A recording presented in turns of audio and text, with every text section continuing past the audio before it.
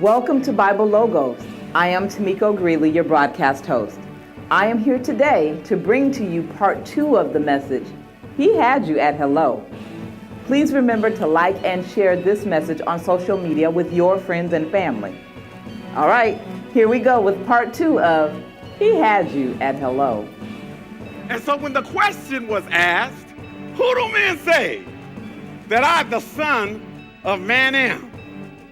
Our answer was, well, some say that you're Elias, some say that you're one of the prophets. And then he said, well, who do you say that I am? And Peter spoke up and said, thou art the Christ, the Son of the living God. And his response was, flesh and blood has not revealed this to you, but my Father who is in heaven.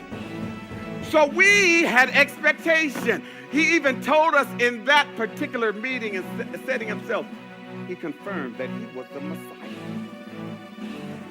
So our expectation was that he came to deliver. Our expectation was that he came to set the captives free. Our expectation was that he came to change things, change the scene, kick out the current government and install his own government. And so what happened here? 7 days ago, we watched the people throwing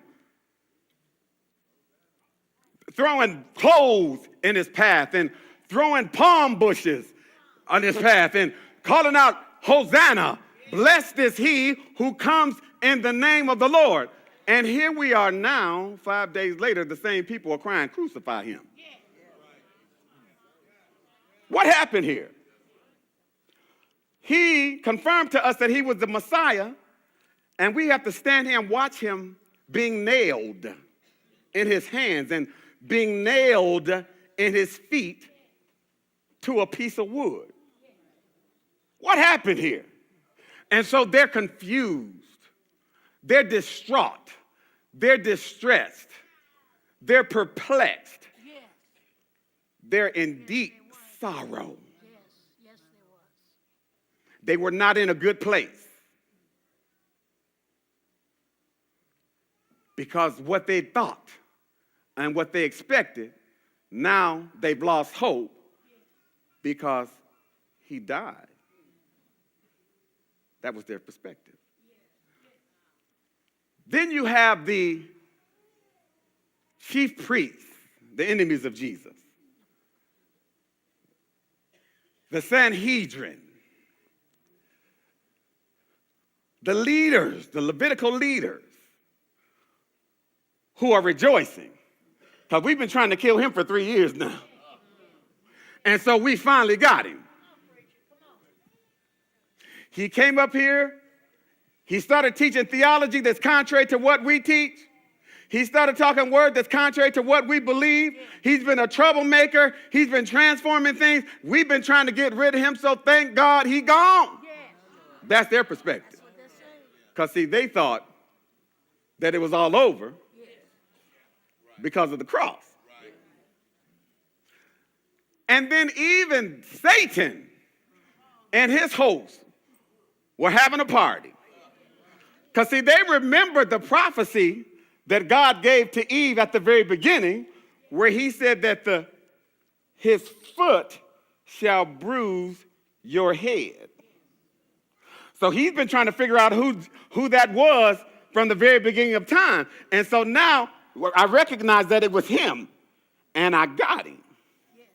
So Satan is rejoicing at this time, believing that he had prevailed. Because as far as he was concerned, it all ended at the cross. And the thing that I want to point out to you today is that all of these people, they all had missed the significance of the resurrection because they were stuck at the cross.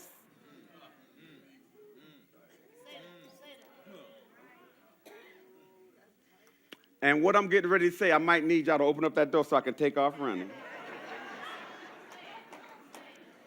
Because unfortunately today, many saved, sanctified, Holy Ghost-filled believers who love the Lord their God with all their heart, all their soul, all their mind, all their strength, wouldn't miss a Bible study, wouldn't miss a Sunday school, wouldn't miss a Tuesday night prayer if they had to, and yet miss the significance of the resurrection. Why? Because they're stuck at the cross.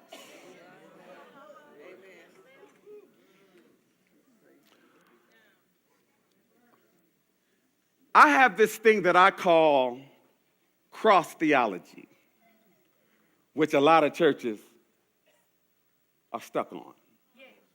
And it's the theology that says what we need to do always is recognize the cross. And of course, we want to recognize the cross. But our messages are always taking people back to the cross. Our teaching and our emphasis is always taking folk back to the cross. Our prayers are always taking back to the cross, taking people back to the cross. And because of all the emphasis on the cross, and because we are stuck at the cross, we lose the significance of the resurrection. Because if I'm stuck at the cross, I'm stuck at still repenting. Lord, forgive me. Lord, I sinned. Lord, all come short of the glory of God. Lord, forgive me. And so day after day after day, I'm doing the same thing that they did in the Old Testament with sheep and with lambs and with goats and with turtle doves and with pigeons, except the only thing different is that they're bringing a physical animal that's being slain, and I'm just keeping him on the cross, being slain over and over and over and over again. Why? Because I'm stuck at the cross. Welcome back. If you like what you've heard so far, tune in tomorrow for part 3 of the message, He Had You at Hello. Please remember to like and share this message with your friends and family. I am Tamiko Greeley, and I want you to remember that the sower sows the word, and therefore it is with the same measure you meet that it shall be measured unto you again.